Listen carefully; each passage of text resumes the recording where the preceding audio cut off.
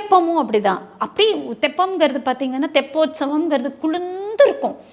அது ஒரு ஒரு என்ன சொல்கிறது, அந்த அந்த அந்த அந்த ஊருக்கே தண்ணி கொடுக்கக்கூடியது அந்த குளமாக தான் இருக்கும் அந்த காலத்தில். இப்போ மாதிரி கிடையாது.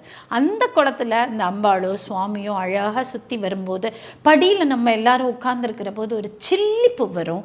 தண்ணி சந்திரன் சம்பந்தப்பட்டது. மேலே உட்கார்ந்துருக்கக்கூடிய அம்பாளோ சிவனோ எந்த கிரகம் சார்ந்து இருக்கோ, எப்படி இருந்தாலும் நகைகள்லாம் இருக்கும், சுக்கிரன் இருக்கும், பூ இருக்கும், சுக்கிரன் இருக்கும்.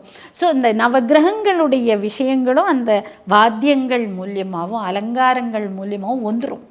அப்போ நம்ம அதை போய் அதோட உட்கார்ந்து 3 சுற்று 2 சுற்று சேவை நமஸ்காரம் பண்ணும்போது கூட அதோட நடக்கும்போதே நம்மளுடைய கிரகத்துக்கு உண்டான பரிகாரங்கள் தானாகவே நடக்கும். அதனால தான் அந்த காலத்தில் குடும்பத்தோடு போய் உட்காந்துப்பாங்க. குழந்தைங்களெல்லாம் தூக்கிட்டு போய் மடியில் வச்சுன்னு உட்காந்துப்பாங்க.